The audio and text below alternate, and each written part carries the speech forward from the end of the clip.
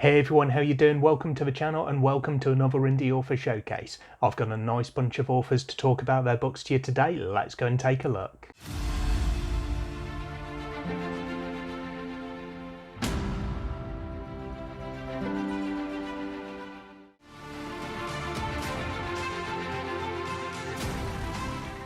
Thanks, Dom. I'm Andrew D. Meredith, author of the SFF BO8 semi-finalist book, Thrice. If you're looking for a modern classic fantasy you can curl up with in front of the fire, if you want world building akin to Malazan or Sanderson, Grimdark Magazine's words, not mine, or if you're looking for a bardic tale to take you to far-flung worlds, today I'm here to introduce to you my sprawling epic fantasy series, The Collation Saga. In Volume 1, Deathless Beast, we follow Black Sentinel mercenary siblings Hannon and Ralia Clow on the road in pursuit of coin and an ex-sentinel fallen into a pact with the Dark God. To the far north, the Paladin Jinid Brostein uncovers a lost book said to deepen faith. All the while, miscommunication and heresy bring the leaders of his order to a grinding halt. With him travels a member of a sister order, Katian Barreau, who carries with her a mysterious seed said to pass from hand to hand for centuries, ageless and unchanged. She seeks answers, if only to exert a little choice in her life. All of this happens under the nose of the figure wearing a dark cloak made of bones, invisible to the gods and bent on seeing their downfall. In Volume 2, Bone Shroud, our intrepid heroes find themselves wintering in the northern city of Manfulhar, surrounded by political and religious intrigue. The Clows must establish a new guild hall, all the while developing new friendships and enemies. Jinid's relationship with his god grows, while new pieces enter the field, including a forcefully assertive paladin with plan to bring the entire order to its knees. The cloaked figure, Shroud, marches towards his fate and the god's inevitable death, the Bone Shroud taking on new and ever horrifying abilities. And Katiam soon finds herself cast far away beyond reality to a land where dreams are made. Pick up the first 2 books of the Collation Saga in print, ebook, or audiobook, anywhere books are sold.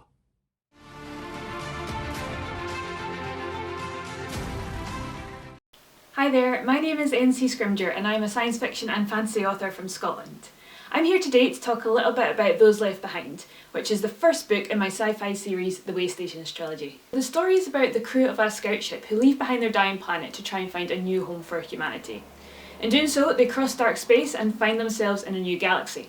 However, their arrival triggers this ancient alien technology called the Waystations, which starts to cause some problems for everyone. Meanwhile, in the new galaxy, the different alien races that make up the coalition of allied planets find themselves on the brink of war with an old exiled enemy, a group of outcast warriors called the Idran Var. The book features 5 points of view from different characters across the various factions and follows the sort of challenges and conflicts that they face as they try to figure out their place in the galaxy. It's filled with everything from space exploration to space battles. There's really intense character dynamics, politics, alien species and AI, so it's got a little bit of everything in it. This book is pretty much a love letter to all my favourite sci-fi, so if you like things like Star Wars, Mass Effect, The Expanse, Firefly, you're probably going to find something in here that you like. So this book has actually been on quite a journey. Before I started self-publishing, I actually had an agent for a few years, wrote various different books, went on submission with them, including Those Left Behind, which unfortunately was right in the middle of the pandemic and didn't really get anywhere then. So a few months later, I decided to go down the route of self-publishing, and since then, this book has found its way into literally thousands of readers' hands and is also currently a semi-finalist in the 2nd annual self-published science fiction competition. So I can't regret the decision I made at all. It's been really great and I'm so enjoying being part of the self-published and indie writing community. If Those Left Behind sounds like the kind of book that you might be interested in, it's available on Amazon Kindle, Kindle Unlimited, in paperback from a variety of different retailers, and finally also in audiobook narrated by the amazing Jared Kedzia. And if you're the kind of person that prefers to wait until a series is finished before jumping in, then there is good news, because the sequels, Those Once Forgotten and Those Who Resist, are both out and available now as well. Hopefully you've enjoyed getting to know a little bit more about me and my books. If you want to know even more, you can go onto my author website, which is ncscrimgeour.com. I've also got a newsletter on there that you can sign up for, and you will receive a free short story prequel to the Waystations trilogy. And you can also find me on social media as well, Twitter, Instagram, TikTok under Scrimscribes.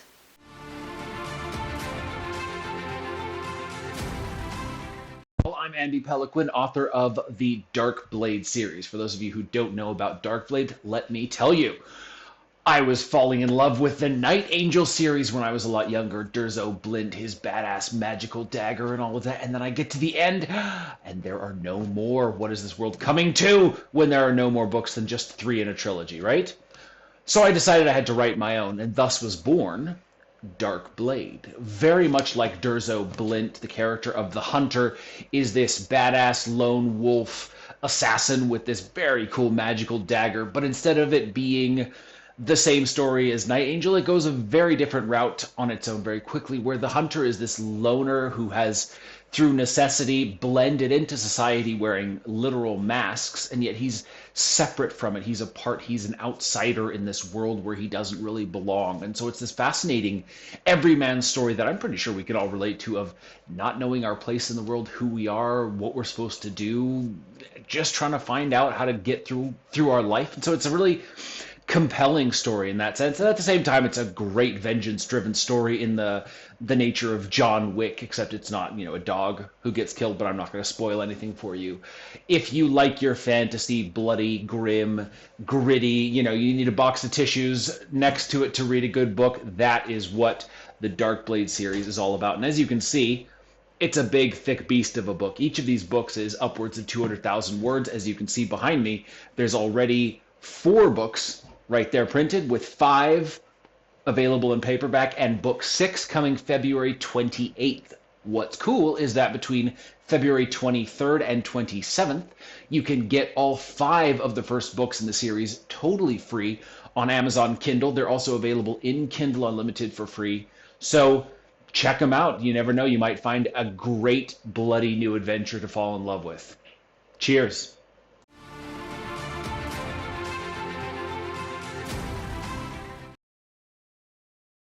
Hey everybody, I'm T.A. Bruno, the author of the Song of Kamaria trilogy. I'm here to tell you about In the Orbit of Sirens, the first book in that trilogy. This book was a passion project of mine and has gone on to become a finalist in the first ever SPSFC contest, win a Silver Reader's Favorite Award, earn an Indie Brag Medallion, and get honorable mention in the Eric Hoffer Book Award, and I am so proud of my little book baby. In the Orbit of Sirens is a story about humanity's struggle to adapt to a dangerous new world or face extinction. When starship mechanic Denton Castus is caught in the destructive path of a devastating war, he abandons his home and seeks refuge on a strange new world. However, this new safe haven has undiscovered threats of its own. Ileana Vestin is a scout preparing the planet for the refugees. She struggles with the deadly pandemic that is killing off colonists, and the hunt for a cure unleashes a new threat to humanity: the Sirens, mysterious beings with incredible powers and a deep hatred for invaders. This is an epic sci-fi exploration adventure with lots of action, lots of fun, and a little bit of horror sprinkled in. The Song of Kamaria trilogy gets darker as the books continue on, with On the Winds of Quasars and At the Threshold of the Universe. All of these books are available in all formats, including audiobook and Kindle Unlimited. The physical editions of these books feature a lot more art inside of them, but the ebooks do have the part arts, like this one here, by the very talented Jason Michael Hall. I think he did a great job bringing the world of Kamaria to life, and I hope you enjoy your trip to Kamaria too. Currently, I'm knee-deep in writing a standalone sci-fi adventure that takes place in the same universe, but doesn't require reading this trilogy to enjoy it, called Down Below Beyond, and I hope to talk more about that later this year. Thanks, everybody. Happy reading.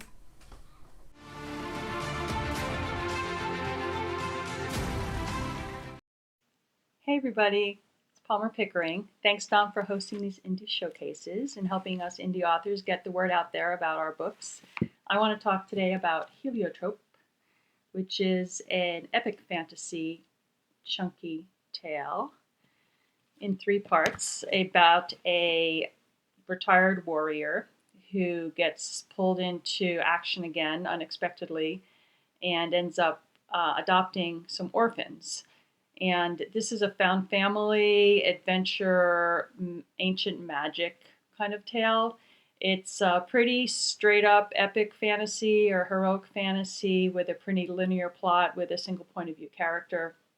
Like I said, there's found family, there's animal companions, and unearthing kind of ancient magic that's been outlawed for several generations. And this, the main character is descended from mages. And there's some blood and gore. It's just pretty fun unearthing the magic and dealing with some kind of crazy characters. I want to quote the famous Esme with her review. A portion of it, she wrote a really good review. You should read it. But anyway, there's no denying that Pickering knows how to write an immersive story. The prose reminded me of authors like Robert Jordan and Robin Hobb, mainly because it is so deliberate and description heavy.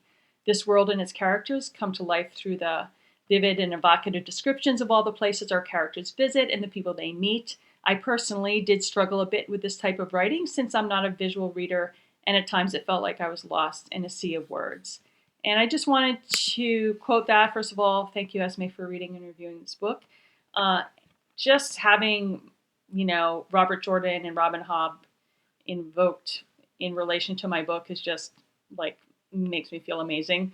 And, I don't claim at all to be at their level, but those two authors are specifically the ones that I have been trying to emulate in terms of creating an immersive world that the reader can really escape into. And my writing definitely is really descriptive heavy, and I think that throws some people out of the story actually, because I think I go a little too far sometimes. I write the kind of thing that I like to read, so if you really like descriptive heavy kind of slice of life, getting in with the characters in the world, then I think you'll really like this. It is a fast-paced book, and I think for most people, they've flown through it pretty quickly. So anyway, I hope you check it out and let me know what you think. Thanks.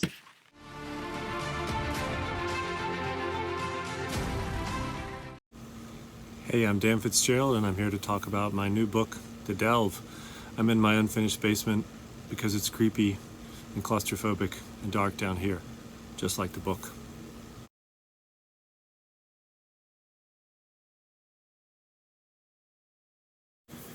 This book is a smutty dungeon crawl.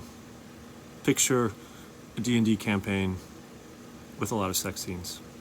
So if you don't like that, definitely don't read this book. Conversely, if TTRPG-inspired fantasy with romance and smut appeals to you, this might be the very book you've been waiting for.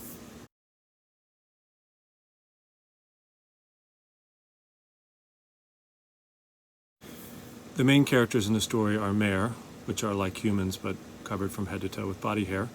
They occur in my Mare Cycle series. They look a bit like this.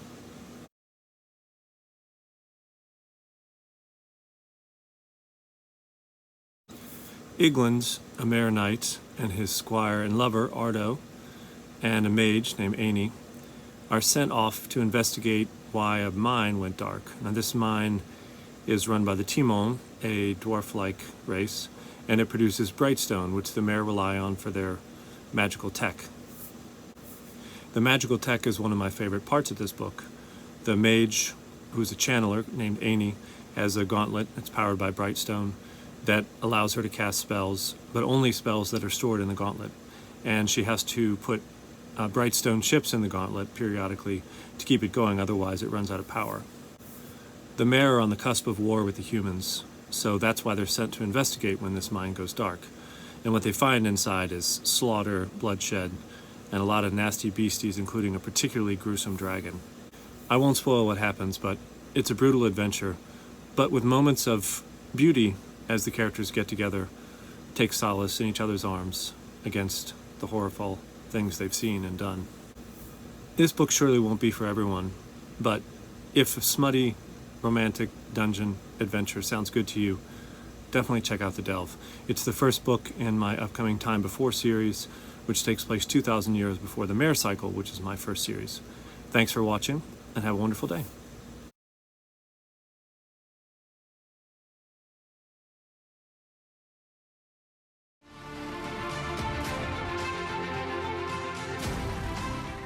Hi everyone, my name is Alexandra Almeida. I'm the author of Unanimity, book one in the Spiral Worlds series. Spiral Worlds is a literary near future series very much inspired by cyberpunk and dystopian sci-fi novels that weaves that in with queer romance and with relevant social themes, whether it's AI taking over the world or climate change and how that's affecting us and our planet. The series is perfect for fans of A Close and Common Orbit by Becky Chambers, anyone that loves to watch Charlie Brooker's Black Mirror or Alex Garland's Ex Machina or Devs. I brought in the latest thinking from a variety of fields, whether it's technology or physics or neuroscience or biology, to put forward the theory of consciousness and how that may connect us in our universe and beyond it. This novel has both heart and brain. The core of this story, a queer romance between two men, Thomas Ashley Byron and Nathan Storm, and the star-crossed lovers that attempt to do right by each other and by the worlds across many decades, several lives live across many worlds. So that you get to know me a little bit better, I will leave you with some of my favorite books and movies and series and music. In a parallel universe, perhaps the one we call real life, I'm a digital transformation advisor, spending a lot of time with executives from the biggest businesses in the world, supporting them in their technology-enabled business strategy and their sustainability strategy. I have expertise in areas like AI, and blockchain and Web3 and anything to do with how might we accelerate our path to net zero emissions, because that's so important. I look forward to hearing your thoughts on Unanimity, book one, which is out now, on Parity, which will be released later this year, and on the rest of the series. There's 6 books in this series, all plotted, that I look forward to sharing with the world. Goodbye for now. It's a pleasure to speak to you.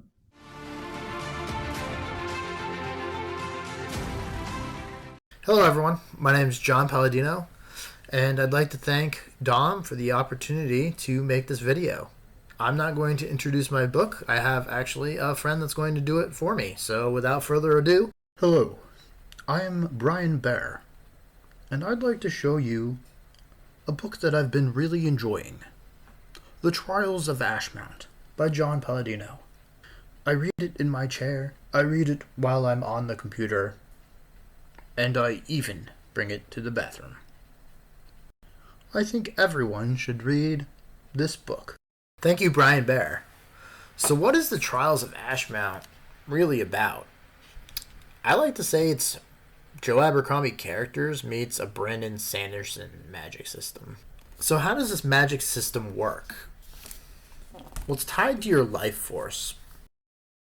So the more power that you require for something, or the more power you want to use for something, the older you're going to age in real time. So you can create a campfire to cook something, and that's only going to take a few minutes off your life. But you could also cause some catastrophic event and age decades, or even die while casting it. So it's got this balance of power and your own life, and you have a finite amount of magic before you die. So every time a scenario comes up in which magic could be useful, it's a choice.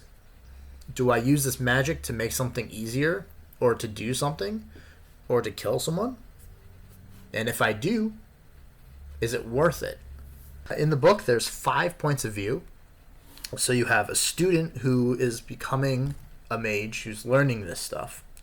You have a criminal who used to attend that same school, and he's running from those people, and he's trying to survive. And then you have a refugee who's running from war. And then you have a nomadic warrior who's joining in wars. And then on top of that, you have a disgraced nobleman who gets betrayed and is sort of sentenced to this gladiator arena. Anyway, if any of that sounds like your thing, check it out. Thanks, and thanks once again, Dom.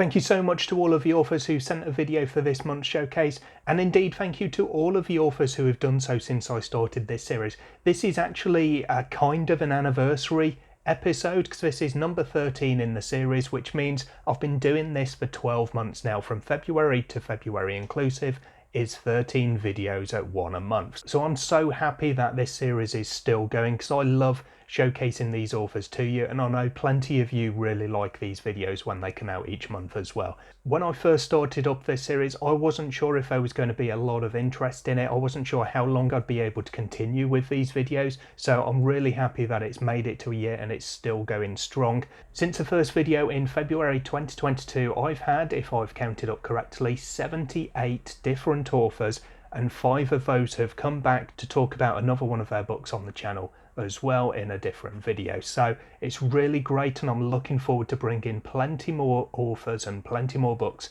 to your attention in the future as well. If you're an indie author of fantasy or maybe sci-fi and you want to appear in one of these showcase videos in the future, drop me a line on Instagram, Twitter, Discord, or by email. My address is in the about section of the channel here, and talk about your book, give me some links, let me know what it's about, and I'll give you some details and let you know how you can be part of a future showcase video. That's everything for today though. Thank you very much for watching. Check out the links down below to all of these authors and their books. Also my social media and support the channel links are down under this video as well.